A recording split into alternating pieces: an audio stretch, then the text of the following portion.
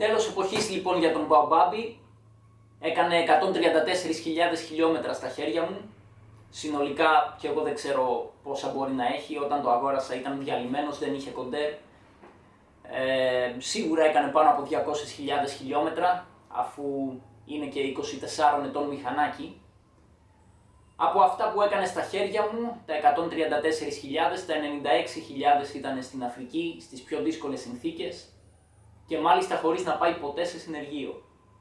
Ό,τι συντήρηση ή επισκευή χρειαζόταν την έκανα μόνος μου, με ό,τι εργαλεία κουβαλούσα σε αυτήν εδώ την μικρή εργαλειοθήκη. Πόσα μηχανάκια άραγε μπορούν να κάνουν κάτι τέτοιο? 96.000 χιλιόμετρα στα πιο δύσκολα εδάφη, χωρίς να πάνε ποτέ σε συνεργείο. Με υπηρέτησε πιστά, αλλά τώρα είναι ώρα να το διαλύσω για να το ξαναφτιάξω. Η ζωή του δεν έχει τελειώσει. Έχει να τραβήξει πολλά ακόμα στην Αμερικανική Ήπειρο. Η ανακατασκευή αρχίζει.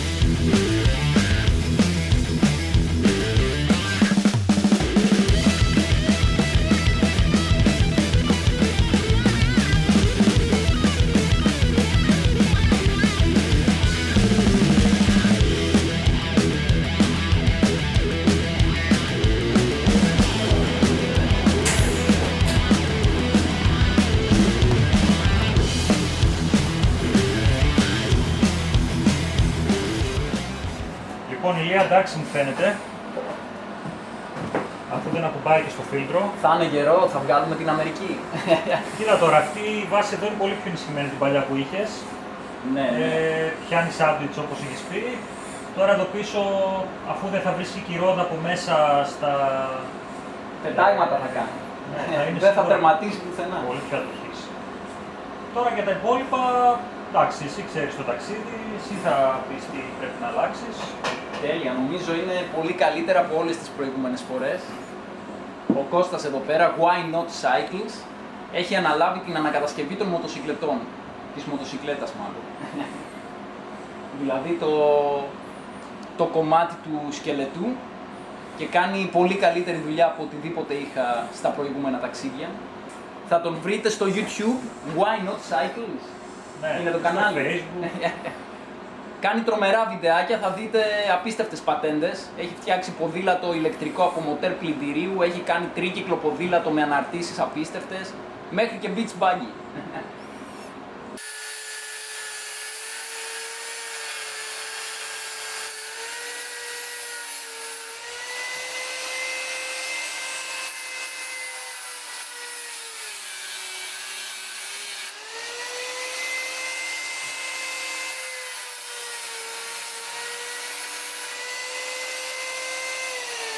Πολύ καλή δουλειά της εταιρείας. Με το που το έκοψα δεν μετακινήθηκε καθόλου το ένα με το άλλο.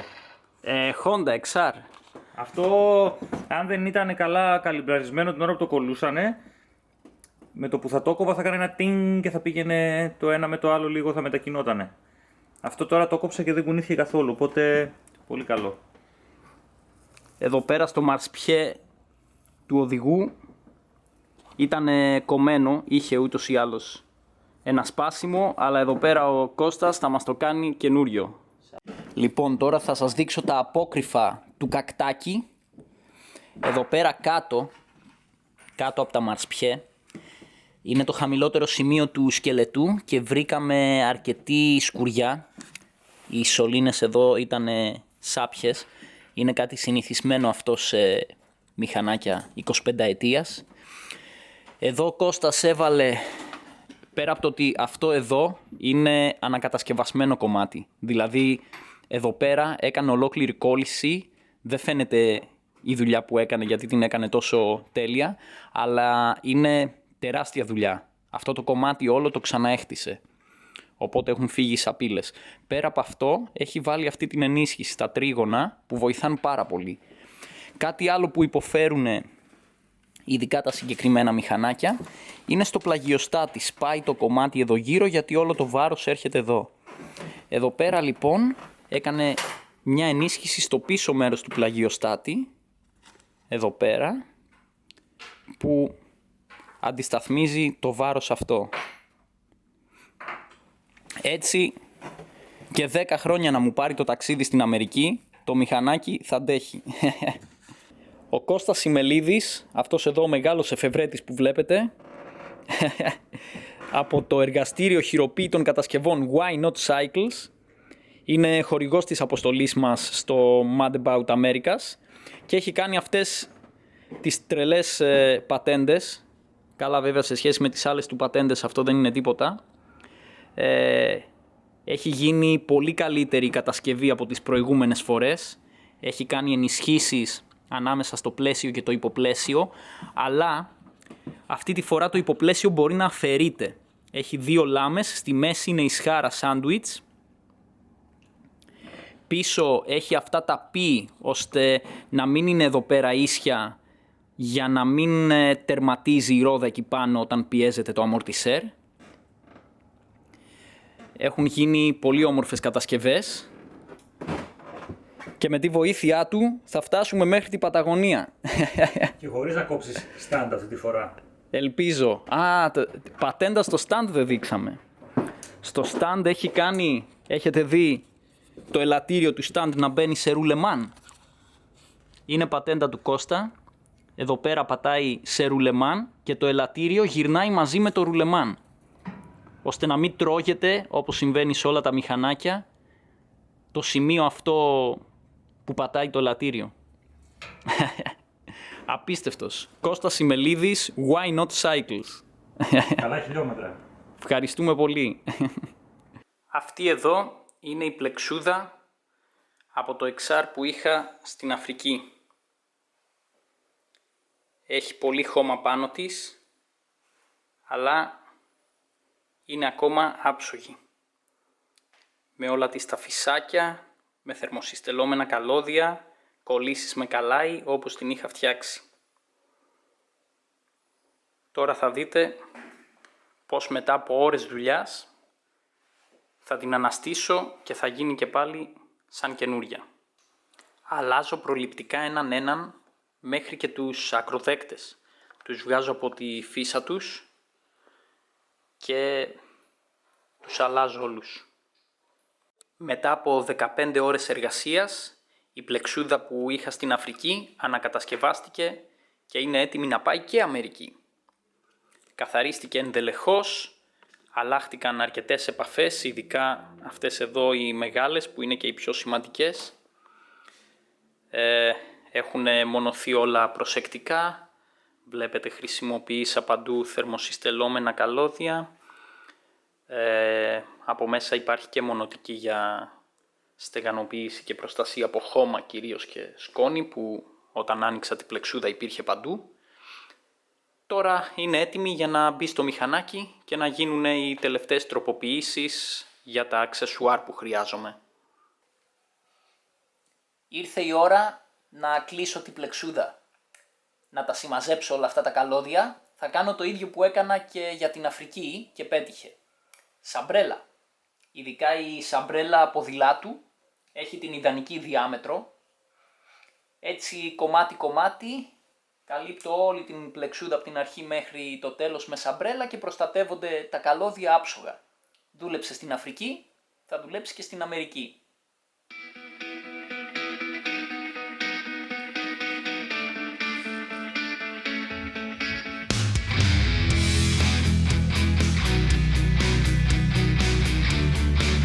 Ύστερα πιάνω με tie-ups.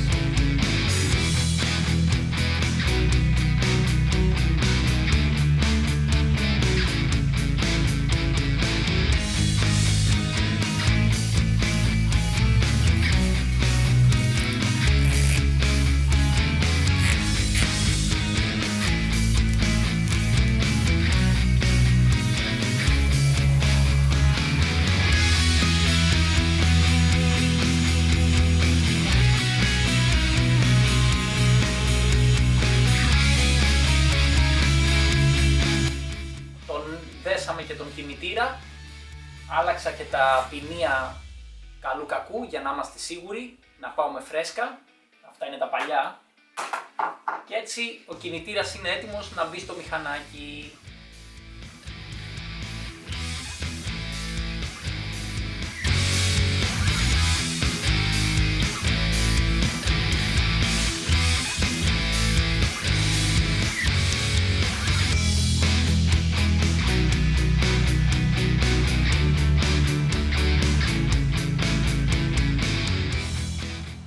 Ήρθε η ώρα για την πρώτη δοκιμή, μετά την ανακατασκευή.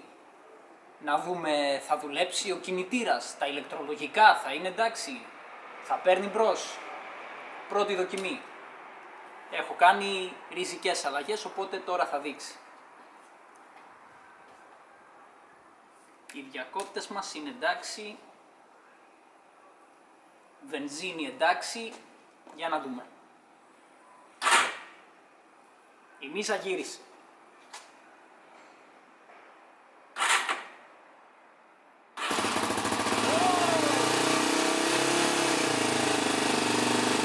Κατευθείαν.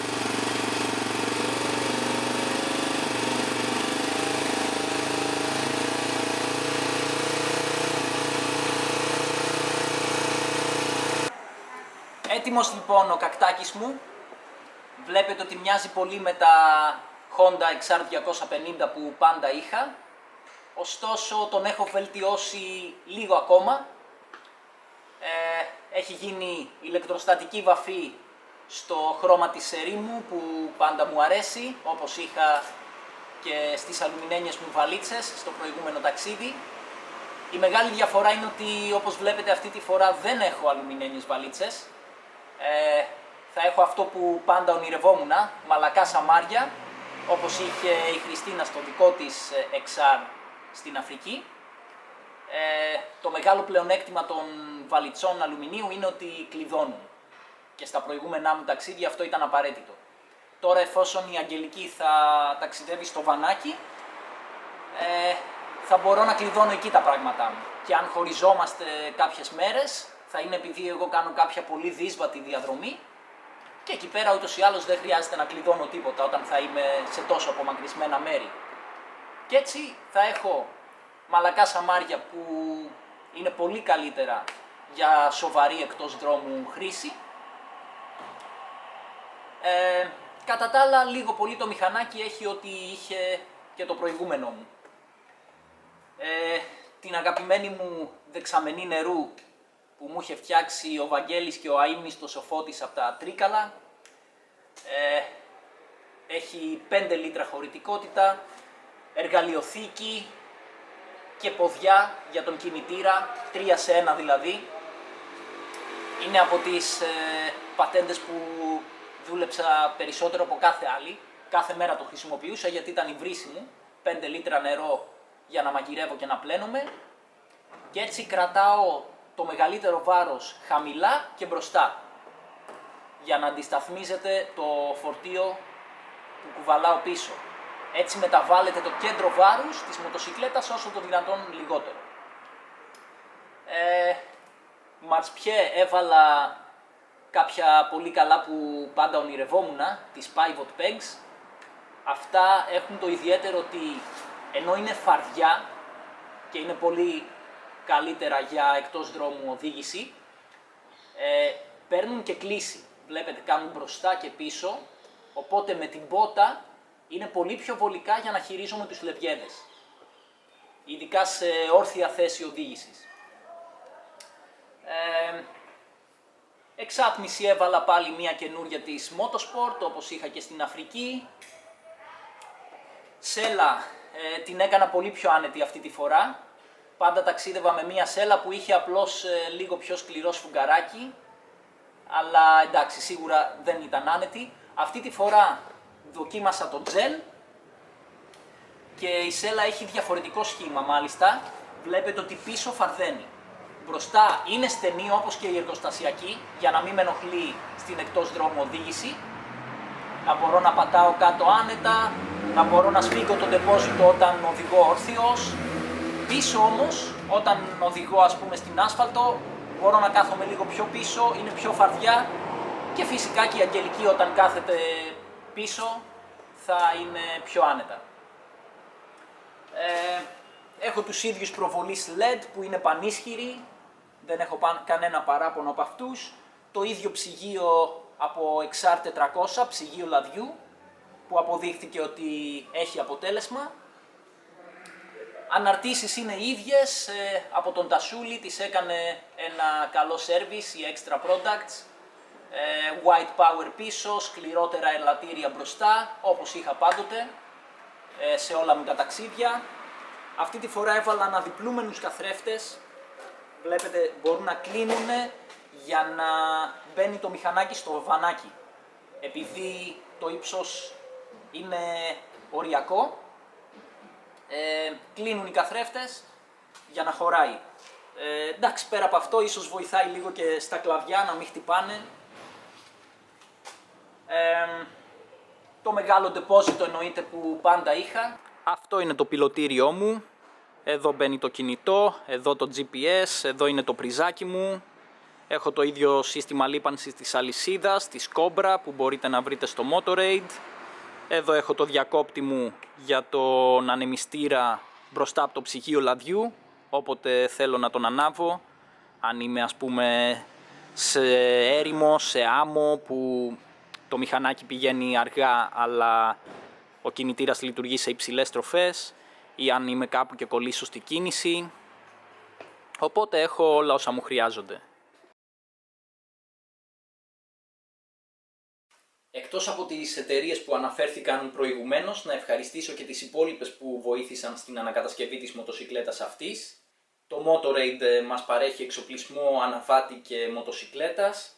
Η 3P Racing με τη μεγάλη γκάμα ανταλλακτικών που διαθέτει. Η Honda Δαβανόπουλος στη Θεσσαλονίκη που μας παρέχει τα γνήσια ανταλλακτικά της Honda. Και το motoparts.gr που είναι πάντα δίπλα μου για ό,τι ανταλλακτικό χρειαστώ. Και έτσι ο Κακτάκης είναι έτοιμος για να εξερευνήσει και την Αμερικανική Ήπειρο.